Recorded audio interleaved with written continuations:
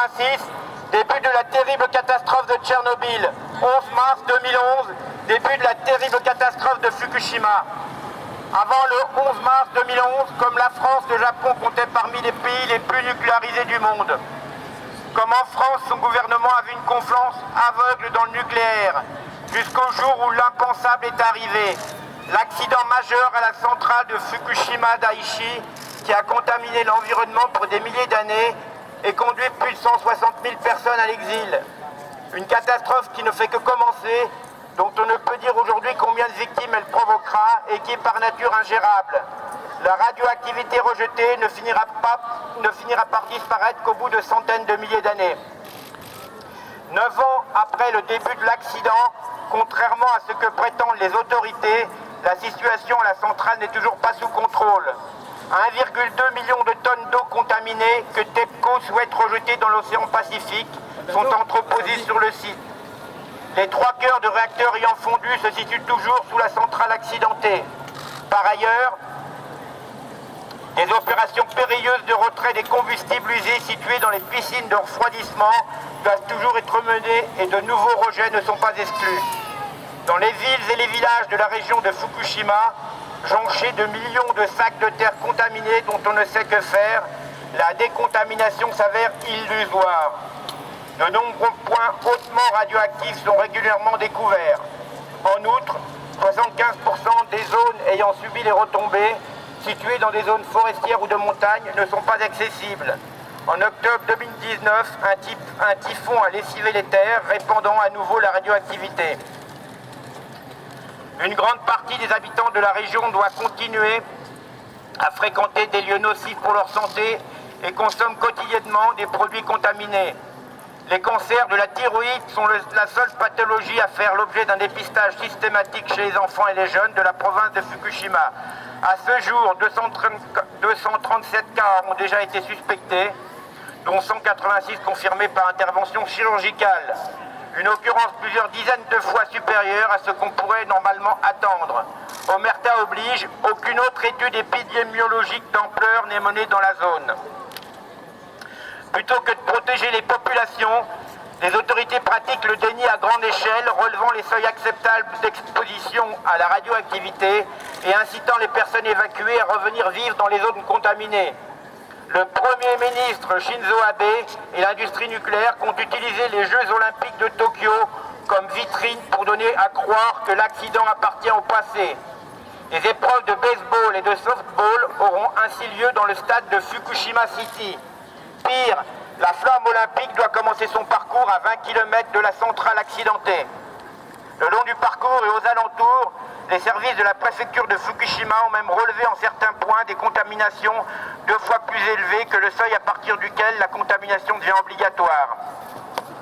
Aux côtés du collectif contre les JO radioactifs de Tokyo, nous dénonçons fermement la tenue de cette manifestation sportive sur des territoires toujours contaminés, ainsi que la campagne de propagande nucléaire qui les accompagne. Je vous demande maintenant d'observer une minute de silence pour les victimes de la catastrophe de Fukushima, mais aussi celles de Tchernobyl et de toutes les victimes du nucléaire, qu'ils soient civils ou militaires. Tu allumes les bougies, s'il te plaît.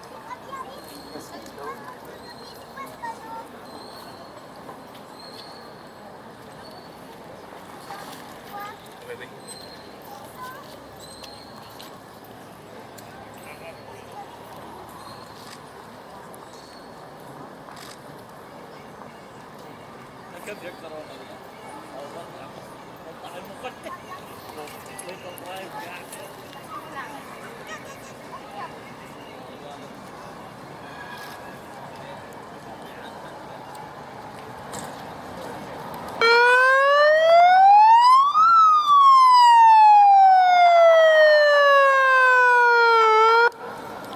Rappelons que la France n'est pas à l'abri d'un accident d'une ampleur similaire.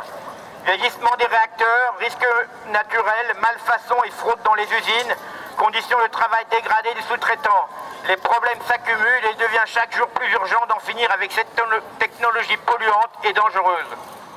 Heureusement maintenant, la centrale de Fessenheim, démarrée il y a plus de 40 ans, sera enfin définitivement arrêtée le 30 juin de cette année.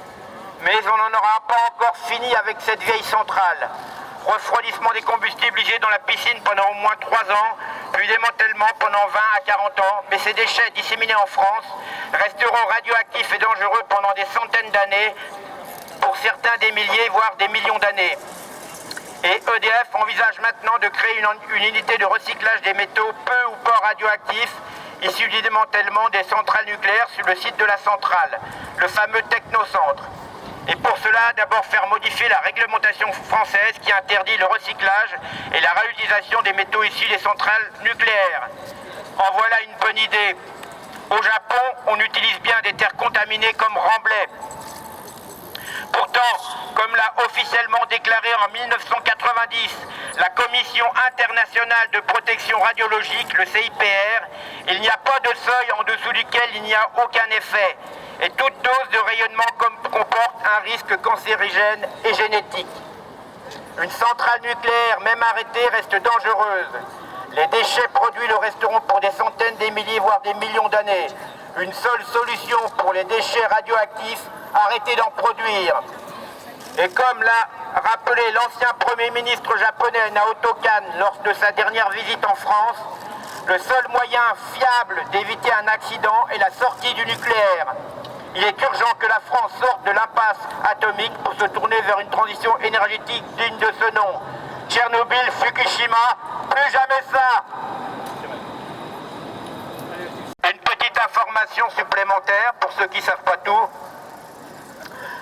Selon le rapport remis par le gouvernement japonais à l'Agence internationale de l'énergie atomique, la IEA, à 1,5 fois 10 puissance 16, c'est-à-dire vous rajoutez 16 becquerel, une quantité de césium 137 équivalent à 168 bombes atomiques de type Hiroshima ont été libérées à la suite de cet accident. La bombe atomique larguée à Hiroshima n'était qu'une seule bombe et pourtant elle a déjà été extrêmement destructrice. Voilà. La plupart de la radioactivité reste toujours dans certains bâtiments endommagés des réacteurs de la centrale.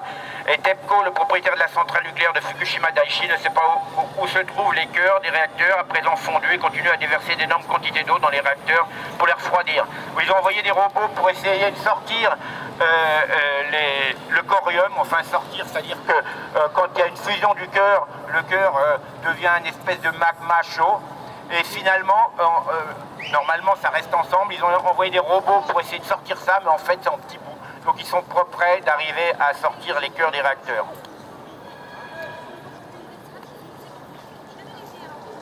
Alors l'arrosage constant, puisque ça chauffe donc il faut l'arroser.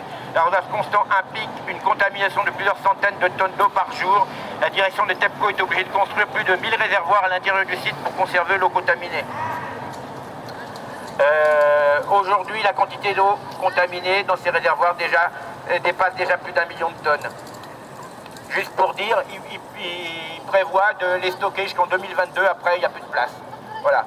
Donc, comme je le disais tout à l'heure, les possibilités pour cette eau contaminée, soit c'est de la rejeter à la mer. Alors, on va la diluer un peu pour faire croire que c'est moins radioactif, mais la radioactivité elle sera toujours la même.